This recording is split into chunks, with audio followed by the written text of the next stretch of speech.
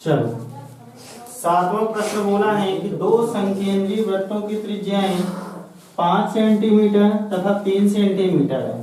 ठीक, पहली चीज तो समझो कि बोला क्या है कि संकेंद्रीय वृत्तों की त्रिज्याएं, दो त्रिज्याएं यहाँ पे दिया है, बढ़िया आराम से देखना। दो त्रिज्याएं दिया है, जब दो त्रिज्याएं दिया है तो निश्चित ही दो वृत्त की भी बात किया होगा, है ना।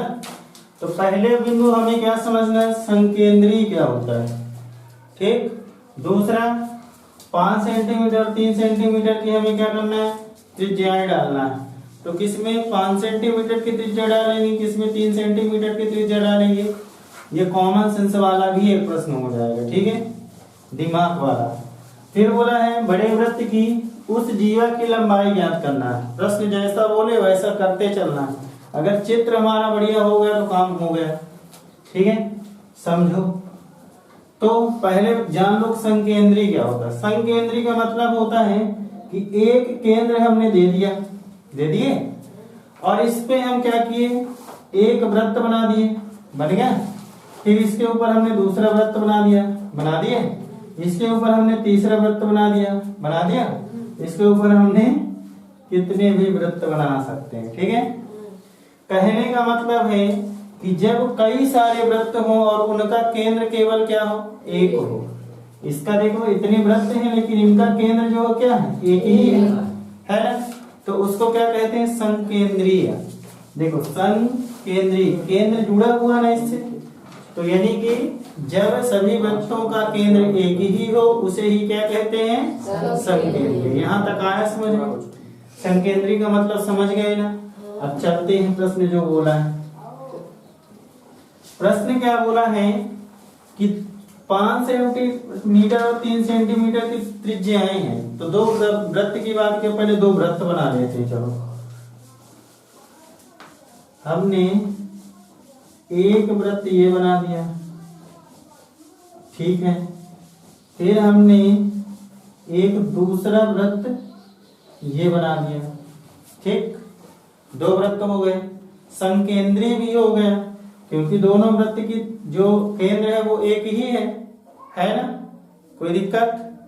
चलो, अब बोला है कि 5 सेंटीमीटर और 3 सेंटीमीटर की त्रिज्याएं होंगी। देखो कॉमन सेंस का प्रश्न ये है कि जो 5 सेंटीमीटर वो बड़े वृत्त की त्रिज्या होगी ना, और 3 सेंटीमीटर कम है तो छोटे वृत्त की त्रिज्या कितनी होगी, 3 सेंटीमीटर। यानी कि यहां से हमने एक, यहां से यहां हम इसका नाम O दे देते हैं, ठीक है। चलो, यहाँ इसकी जो लंबाई हो गई वो 3 सेंटीमीटर की हो गई, कोई दिक्कत नहीं ना। चलो, इसके बाद यहां से हमने एक 5 सेंटीमीटर की यहाँ त्रिज्या दे दी, 5 सेंटीमीटर, कोई दिक्कत। तो ये काम हो गया, 5 सेंटीमीटर और 3 सेंटीमीटर की क्या हो गई, त्रिज्याएं हो गई। प्रश्न यहाँ तक आ गया समझ में। फिर आगे चलते हैं। बड़े वृत्त की त्रिज्या, ये बड़ा वाला वृत्त नीले कलर में जो है, देख रहा, उस जीवा की लंबाई ज्ञात करना है। बड़े वृत्त से क्या है, जीवा डालना है। लेकिन जीवा तो कई सारी हम डाल सकते हैं, लेकिन कैसे डालना है ये भी समझो कि छोटे वृत्त को स्पर्श करती हुई जाए। यानी जीवा हमें ऐसे डालना है कि ये जो छोटा वाला वृत्त है ना, ये इसको क्या करे, स्पर्श यानी कि छूती हुई जाए। तो क्या करते हैं हम कि इसको हम ऐसे मिला देते हैं, ठीक है। थोड़ा सा डिस्टर्ब हो गया, ठीक है। तुम लोग बनाओगे ना रफ, उससे पेंसिल और प्रकार से सीधा आ जाएगा पटरी, स्केल का यूज करना, ठीक है। तो ये बन गया। छोटे वाले वृत्त को क्या करती है, स्पर्श करते हुए जीवा निकल गई। अब क्या करते हैं, वृत्त को स्पर्श करती है तो उसी जीवा की हमें क्या करना है, लंबाई ज्ञात करना है। मान लो इसका नाम हमने ए भी दे दिया और इसी की हमें लंबाई ज्ञात करना है, इसी जीवा की, ठीक। तो यहाँ पे हमने एक बिंदु दे दिए, क्या दे देते हैं, ओ पी नाम दे दिया, ठीक। यहाँ पे नामकरण हो गया सबका। एक काम करते हैं, इसमें हम रचना अपने से कर देते हैं कि यहाँ पे हम इसकी त्रिज्या डाल दिए, तो यहाँ ये 5 सेंटीमीटर है तो ये भी 5 सेंटीमीटर होगी। ऐसा हम क्यों किए? क्योंकि हमें त्रिभुज दिखाना है। चलो अब देखो कि ये जो वृत्त का केंद्र है ये स्पर्श बिंदु को में क्या है, स्पर्श रेखा में क्या है, लंब है। जब लंब है तो यहाँ पर जो कोण बनेगा वो कितने डिग्री का बनेगा बताओ? 90 डिग्री का बनेगा। बनेगा? बताओ, कोई दिक्कत यहाँ तक? तो दोनों तरफ 90 डिग्री का बनेगा, तो बना दिए हम। निकालना क्या है हमें? AB की लंबाई ज्ञात करना है।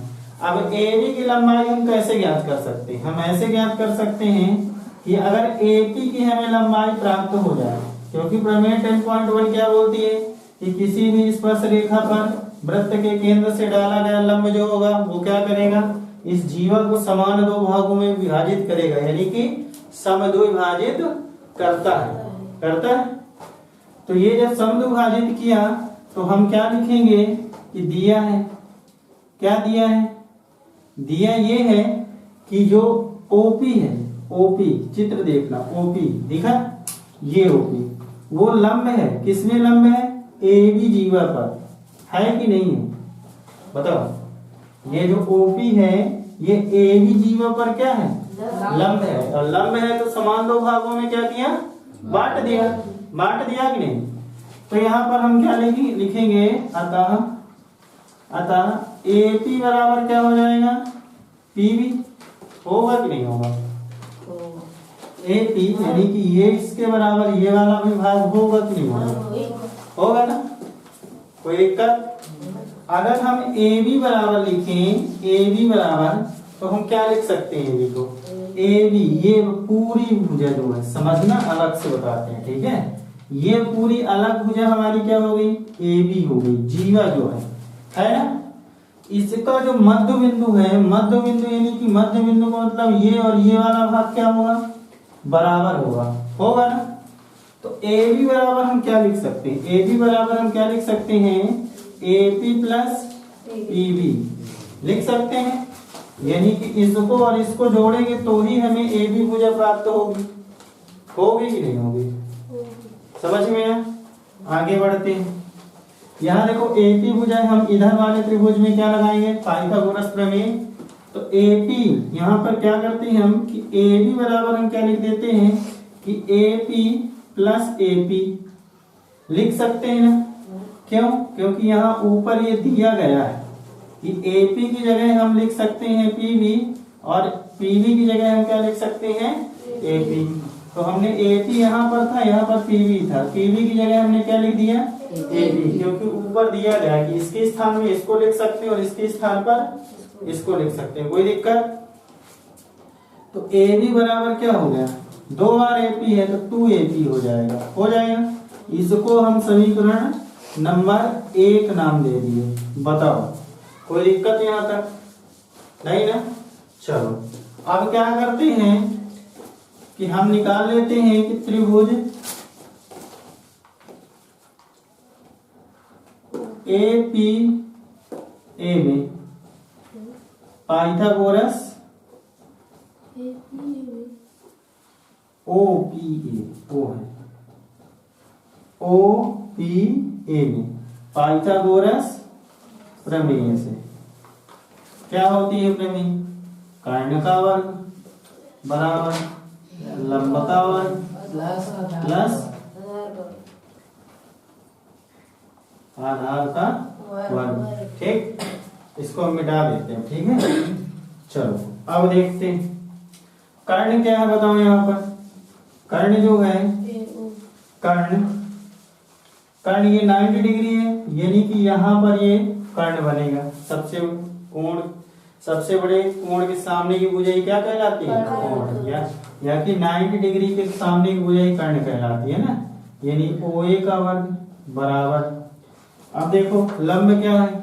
ये कोण से सटी हुई भुजा क्या कहला गई? आधार। तो ये जो OP हो गया वो क्या हो गया? लंब प्लस आधार क्या हो गया? AP का वर्ग। चलो OP का वर्ग क्या है? OA का वर्ग 5 का वर्ग बराबर OP का वर्ग 3 का वर्ग प्लस AP का वर्ग ही हमें ज्ञात करना है। कोई दिक्कत? चलो 5 का वर्ग क्या हो गया 25, 9 और प्लस AP का वर्ग। 9 इधर आएगा तो क्या हो जाएगा 25 माइनस 9 बराबर AP का वर्ग। तो इधर क्या आ गया 25 में 9 घटा दिए तो 16 बराबर AP का वर्ग। देखो हमें AP बस का मान चाहिए, ये तो वर्ग है, तो यहाँ जब वर्ग हटेगा तो यहाँ क्या लग जाएगा अंडर रूट AP। होगा ना इतना। चलो आगे देखते हैं। तो AP बराबर क्या हो गया 4 सेंटीमीटर। कितना हो गया 4 सेंटीमीटर, क्योंकि 16 का वर्गमूल क्या होता है 4 होता है। यहाँ तक कोई दिक्कत नहीं। अब चलो देखो AP का मान जो हम क्या करेंगे समीकरण 1 में रख देंगे तो पूरी AB की लंबाई हमें ज्ञात हो जाएगी। दूसरी तरफ भी लगाओगे तो ये भी 4 सेंटीमीटर ही मिलेगा, लेकिन हम इधर इसलिए पहले इसको सॉल्व कर दिए हैं कि केवल AP बस का मान निकाल लेंगे, अगर तो मान रख देंगे तो क्या मिल जाएगा आंसर मिल जाएगा। चलो तो क्या लिखेंगे समीकरण 1 से। चलो तो AB बराबर क्या हो गया 2AP, तो AB बराबर क्या हो जाएगा 2 इंटू AP का मान कितना मिल गया 4, तो 4 लिख दिए।